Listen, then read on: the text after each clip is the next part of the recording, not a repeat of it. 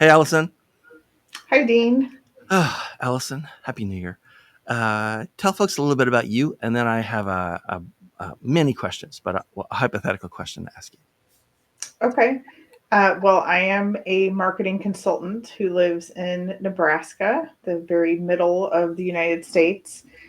I've been doing this for full time for about 4 years now, and I've got a young-ish child at home, so I have the living the dream of the work from home job before it was cool.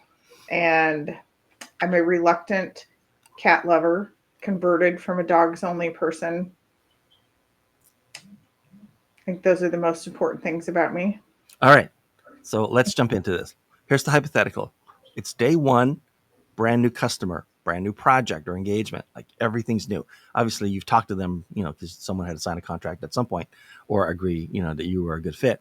But today's day one, and so as you're looking at the first 90 days of what you're going to try to get accomplished, let's say it's going to like last for a year, but the first 90 days, what's typically either like the worst thing you typically find when you join with a new client, that a problem that needs to be fixed, or what's often like what's ever surprised you has been sort of the best thing? It's like, wow, they really got their act together on this.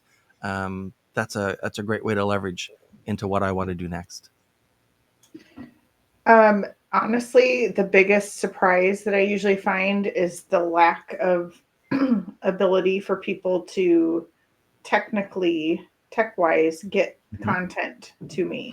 So if I need them to be filming videos for content that's going to be put together, Right. or sending me things, and they either won't make time to do it or can't figure out how to do it, and they don't spend the time with me to get it resolved, so they pay me all of this money and don't give me what I need and what they agreed to give me. Those are usually the biggest pain points.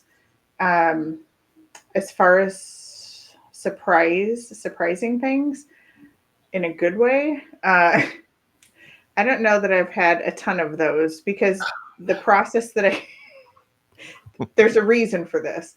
The process that I go through for onboarding a client and deciding if we're good to work together is pretty Mm-hmm. in depth. So by the time we both decide that we're good to work with each other, I know Sure. what they're doing inside and out as far as marketing. I know it already. So there's not a lot of surprises. It's usually just the small tech glitch type of things that catch me off guard. Okay, fair enough. Um, we lost Grady for a second, but he's back. Hey, Grady. Sorry about Grady. that. So no problem. So same question. It's tell folks a little bit about you, and then we're gonna tell me about sort of the first 90 days, especially what are the biggest problems you tend to have to tackle in the first 90 days with a new engagement. Yeah. So Grady Teske, I've been a fractional CMO. I also do some CRO work for almost coming up near 2 decades now. I've been building marketing and sales departments, go-to-market departments for that entire time, mainly over a decentralized front. So I've worked entirely with B2B, primarily focusing now on tech companies.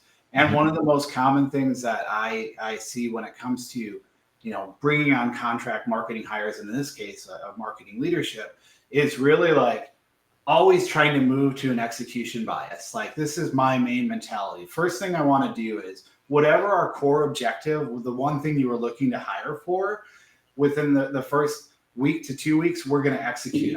We're going to at least put up a campaign. We're going to start to build out around that. We're going to get something started to meet that core objective immediately, and then step back in and look at the lay of the land.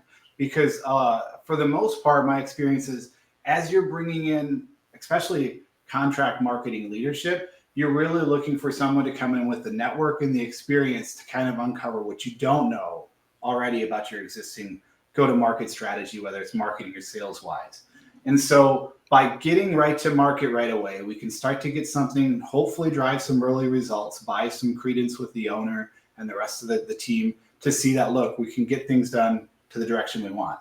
But then ultimately it comes back to, most clients that I work with are just usually hiring contract because they haven't had the ability yet to start to map everything out fully. So one of the first things we do is come in and we start to look at the entire user journey or the client journey and really map that out and figure out where are the gaps then with how we're meeting them today in that journey, and where are the opportunities to get better. And so initially it's very much about getting into that and to drive the results that the owner and the CEO wants out of the engagement, but immediately moving to then figuring out where are the bigger problems that we can build out from there. And so that's really my core focus, because I think a lot of times when people are truly hiring marketing professionals, especially at the executive level, they're looking to address a symptom, but really looking for you to come in and find the underlying root cause. And that's my main focus. So let's stick with the CEO then for a second, Grady. It's since it's day one, you have your official sort of kickoff meeting with the CEO, and the CEO just says, "Hey, so I understand you work with a lot more CEOs than I work with CMOs or CROs, and so what as CEO should I start to do or stop doing to make sure that the company gets maximum value out of you?"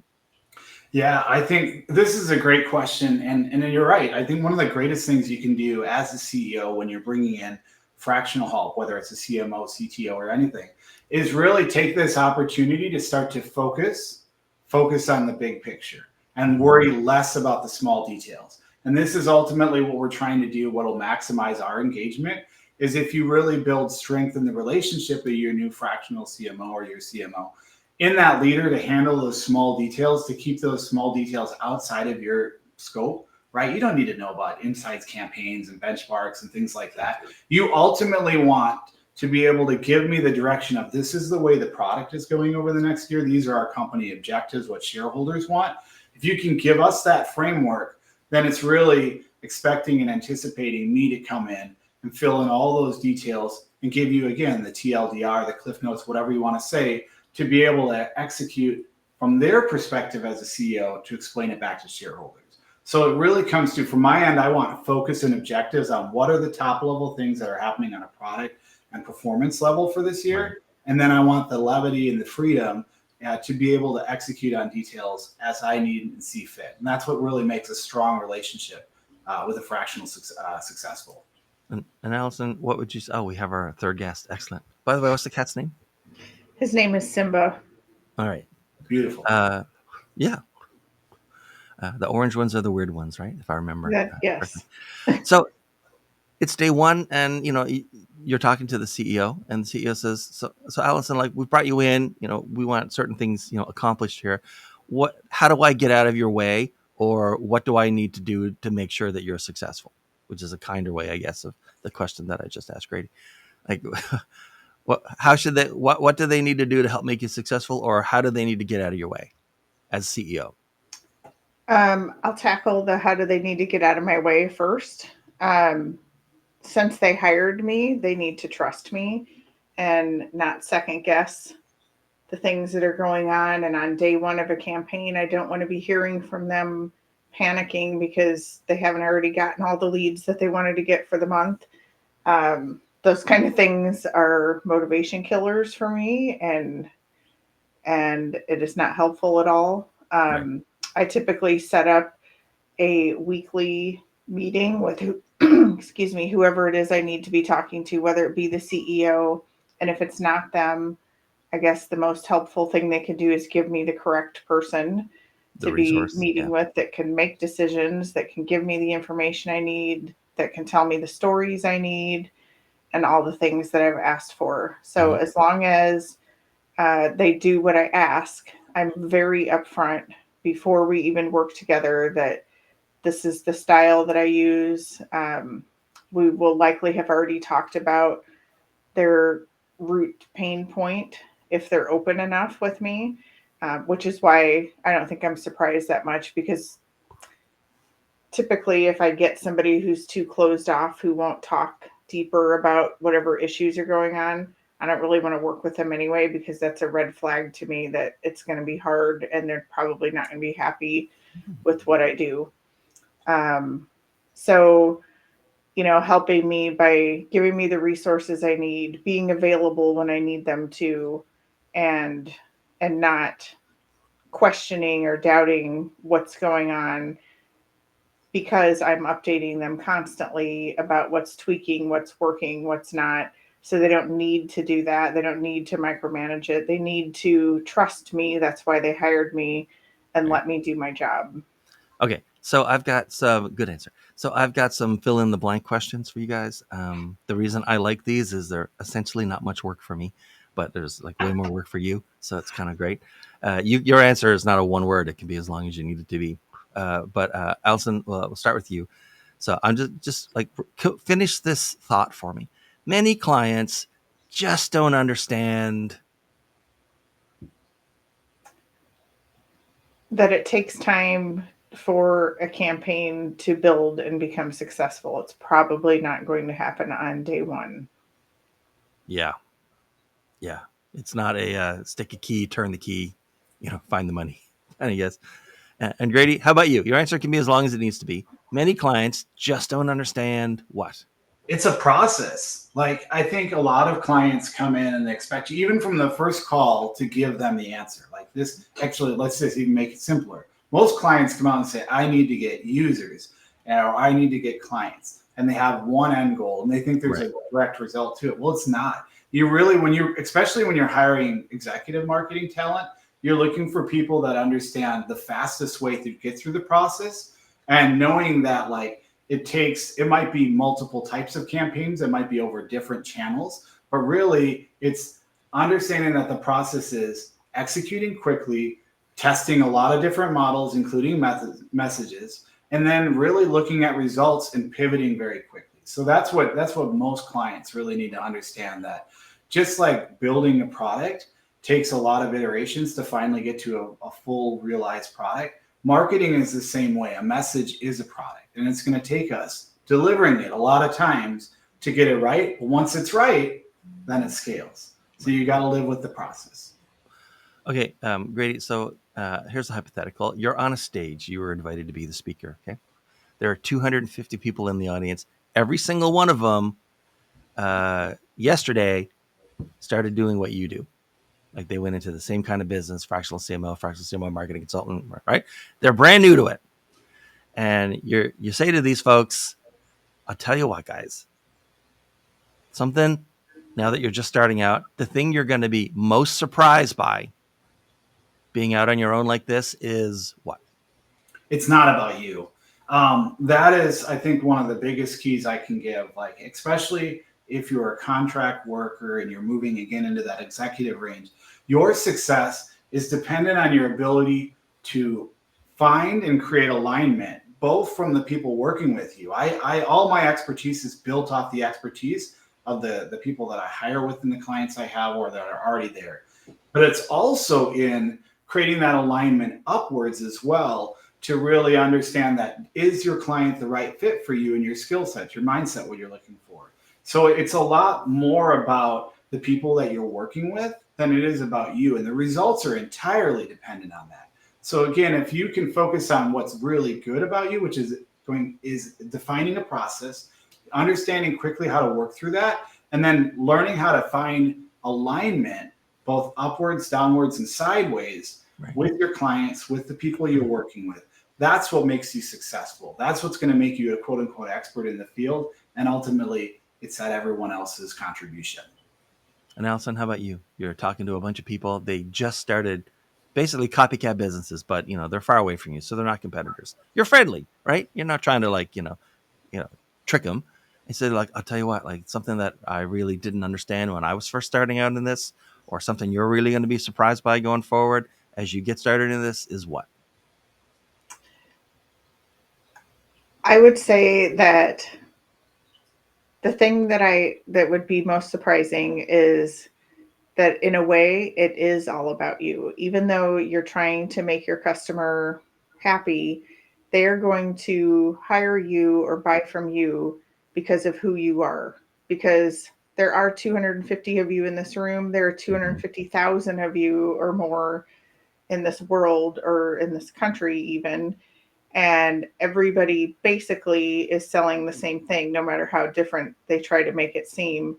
And what will set you apart from others is how you can define your expertise, your personality, things about you that makes the customer feel like you're the foremost expert. You're the only one that can solve their problem in the best way. Okay. And then Allison, so you talk to a lot of companies, and Grady, same thing. So you're up next on this one. You talk to a lot of companies. A lot of them, everybody generally in business has an opinion about marketing and how it should work. Right? That's fair to say. Yes, And especially every prospect that you're talking to, since you're going to be doing absolutely. marketing work for them. What in your conversations do you think these days, or over, just generally, but these days, what do they? It could be a tool, a communication channel, a platform, an idea, a concept. What do you think is overrated? Like, clients keep talking about it and they don't really understand that it's like not appropriate for them or not that useful. And what do you think is underrated? Like, what do you think more companies should be looking at or thinking about with their marketing? But it's like it's really underrated until you have to explain it to them. So I definitely think that I'm almost afraid to say this, but I think that social media is overrated. It's a great way to get yourself out there, but especially right now in a post COVID world where people are tired of having been locked away from people, Mm-hmm. in person events and actual communication and talking is underrated. And social media at this point in time, I believe, is overrated. People are burned out on it. It is saturated. You see all the same crap over and over and over. And it is now unique and different to talk to people, have actual conversations with them, and build real relationships with them. And what's underrated? Uh, the in person Yeah, events, like things. conferences, networking, that kind of stuff. Yes, but even more niche of like farmers markets or hosting your own events, things like Right, that, which a lot of corporate clients feel like is too right, rinky dink or whatever you yeah, want to say for them. But I think it's completely underrated. Local outreach, local, even for worldwide corporates, most of them have branches or local right. offices. Doing a grassroots thing right now, I'm finding, is very successful because not a lot of people are doing it. So it's very underrated and highly successful from what I've been seeing. Right. And Grady, how about you? What do clients believe about marketing right now that you think is overrated, and what's underrated?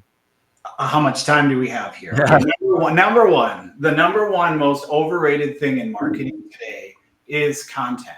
It's if you go to most marketing agencies, if you look at marketing, as Alison shared on social media, um, everything is so content obsessed. Getting onto the trend, making sure that you have packaging aligned this way, that you're doing it out Mm-hmm. here, and so many things are driven by this campaign mentality, this idea that we'll be able to scale to become the most viral account. And I think it's because as leaders or as people that are driving these marketing decisions, they're still living in a mindset of the tens, not the 20s yet. They're not realizing that social media is now all about entertainment. It's all about discovery. Every social media platform, with the exception of maybe LinkedIn, is about discovery and entertainment. So it's not a very good tool for marketing. And as we'll even take it further and say, like I said, content, if you're living on a content owned mentality, you're going to be cycling through employees, you're going to be cycling through agencies,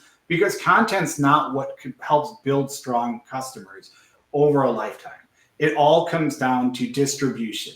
And I'm really putting myself out as being Mr. Distribution in 2025 here, thinking about how are we actually running the message, that communication throughout the entire user journey, and Right. keeping clients close to their users, and so that they can have those active communications from a cold outreach all the way through nurtured reselling, building up referral networks, everything in between. So it's all about, underrated is totally building stronger communication between you and your potential or cold users, your active users, and your past users as referrals, and being able to bring them, make them meaningful, They can be a lot more one-to-one with AI. One of the greatest tools we have now is the ability to meet people where they want to be met, Yep. how they want to be met. And it's not even about the content there either. It's about getting to them in a way that is impactful to them, related to your brand, and still carries that message. So then at that case, content hyper overrated. It still has a value when you've got strong distribution built up. But the key is if you own your distribution, not just on your own platforms, it could be going out and meeting them. It could be having those one-on-one events. It could be a newsletter. There's lots of different ways to do it. You've got to build the distribution through that audience. And once you have that, you can put products, you can put messages through it, and you'll always have the opportunity to create value and get value from that customer relationship. So Grady, as you're looking at a potential opportunity, like a new prospect, new client, what's like one red flag and one green flag that you like to keep an eye out? Yeah, I work a lot with early stage tech companies, Right. so the entire process is a red flag, right? So the hard thing there is to say, like, who's going to be a good fit. We never really know, but the key things that we are looking at is fit. Fit is a big determinant. So one green flag is I'm always looking for people that can communicate their focus and their objective. And a lot of times, this is the first 1 to 3 calls we do, is bringing it down to what are the 1 to 2 things that you want to accomplish over the next period of time that we can lock in and we can actually achieve things for you. So if someone can, first of all, develop the focus and then get good at communicating, I know they'll be successful because they'll be able to lead me and we'll be able to use them to create authority around them and their focus. So that's the first green flag. Yeah. The red flag on the opposite side of it is really, it's actually the same flip of the coin there. It's people that are constantly shifting goals and priorities, which again, I'm working in early stage tech. You're pivoting constantly, you're always changing, but you need to keep those core focuses of what you need done. And you can tell this right away because you within the first month, they're building on a campaign mentality and they want to go out and launch this idea on social. It doesn't work. It doesn't see the results. So now we need to switch to this. We need to switch to that. Again, it's all about building a process. If you're slow and methodical about creating that distribution, laying out the automated marketing processes that align with a map of your customer journey, then you can win successfully over the long haul. I can tell you no tech startup that I'm aware of has ever gained long-term success by just having one viral piece of content that's Right. shipped. So that's the green flag is focus and being able to communicate that. The red flag is like not having that focus and moving too quickly from shiny object to shiny object. And Alison, when you're talking to prospective clients, what's a red flag and what's a green flag you keep an eye out for? Red flag for sure, what Greg said, when somebody is moving from shiny object to shiny object and you're just getting starting on a campaign and they come to you and say, oh, I just heard that somebody else, some other guru said that we need to be on Pinterest and we need to develop a strategy there. And it's difficult to get them back on track with, no, this is the strategy here. We're working on this. And I always say, I think this has been repeated a million times. Everything works and everything doesn't work. So not Right. telling you that Pinterest wouldn't work, but we already are in the middle of working on an email campaign and building up your newsletter and meeting people here. So let's continue working on that. And when we get through that, we can do here. So the red flag is the people who refuse to stay the course and continue trying to drag you in all these different directions. A green flag for me is somebody who is very open about sharing their stories or sharing stories of their company. I love storytelling. I think probably most marketers do. And I have run into so many people who are private about stories that didn't have a good ending, that were part of their development and didn't have a shining success or whatever. They don't want to share the things that they learned, which is what makes them seem human to their prospects. So somebody who won't share that kind of thing is very frustrating and a huge red flag for me.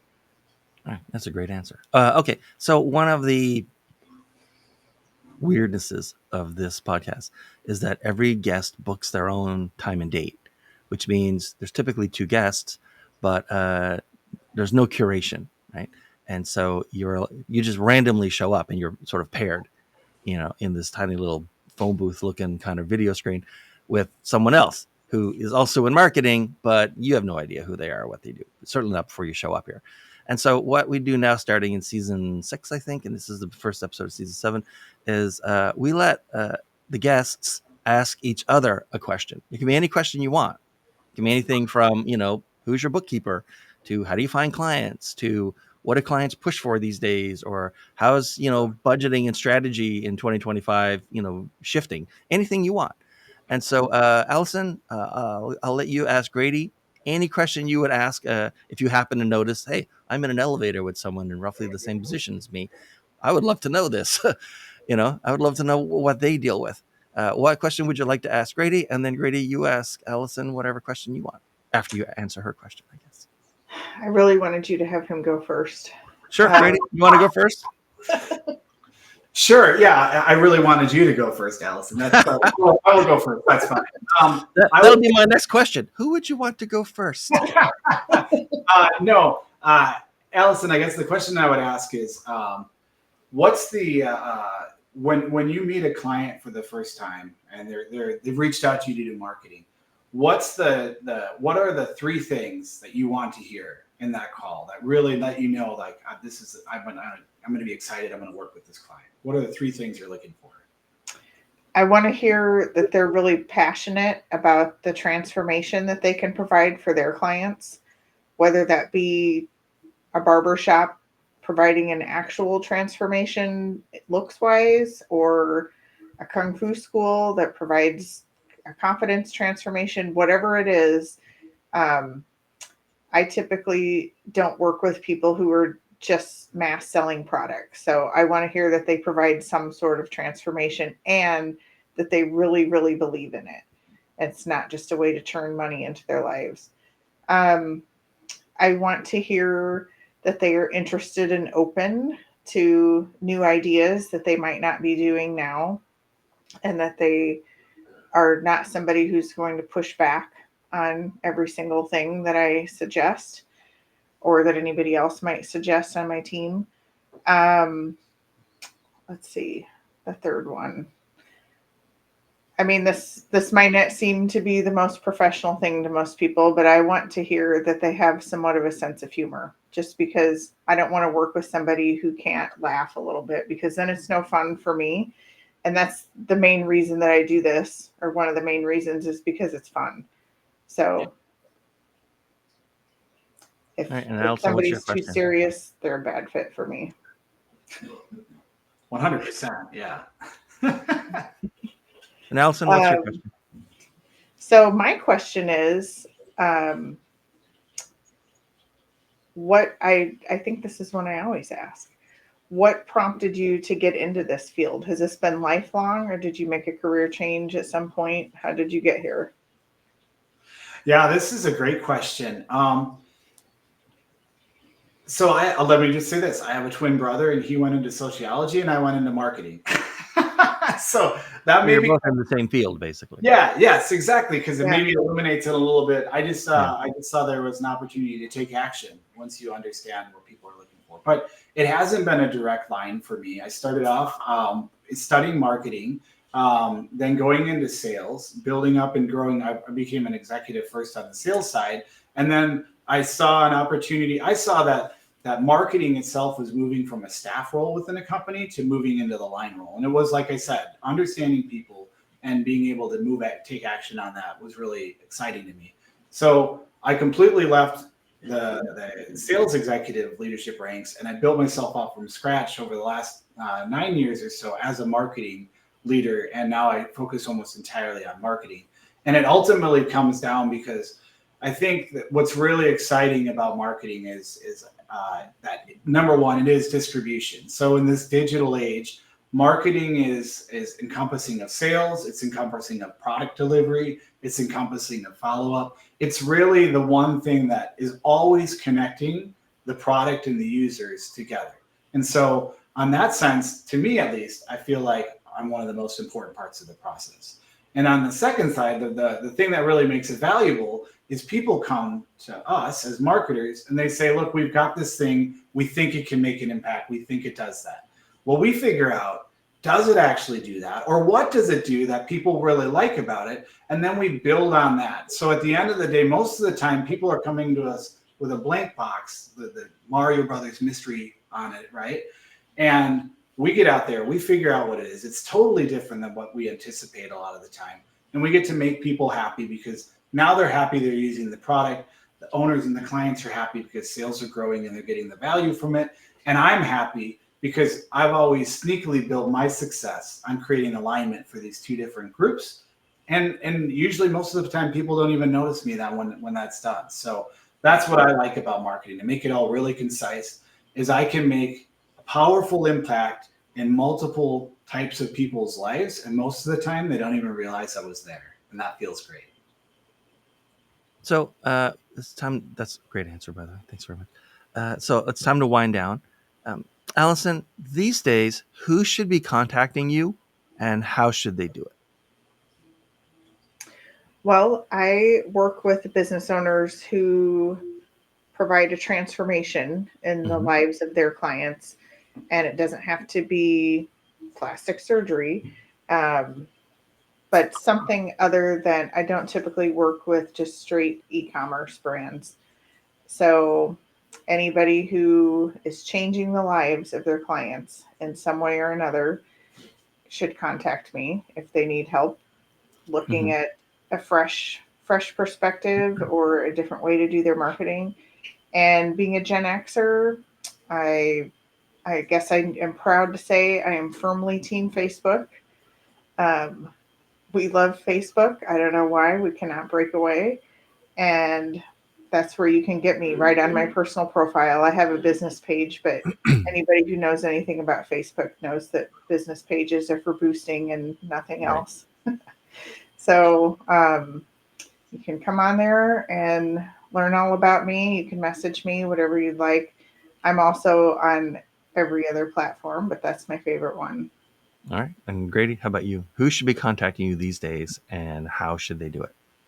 Yeah, so I work as a fractional CMO with early stage B2B tech companies. And also I work with, we've got a new audience that's really built up over the last year specifically, which is if you're owner of a SaaS company and you're probably 5 to 15 years into it and you've been building off a sales model and you're starting to think, well, with AI and marketing, everything growing, I'd like to add marketing. This has been a really good market for us as well, because what I do as a CMO is a lot of times I build up small marketing teams to larger amounts. And then I've also built a marketing agency underneath me called Rising Tides. And what they do is they take the same model I put into Series B and C level companies, and they do it at an early stage. So they come in and they help to build your marketing automations. They do your data cleansing, your CRM, and then we do all the great outreach and messaging stuff, both on social, directly, and through a lot of different campaign mentalities to help companies grow. So if you're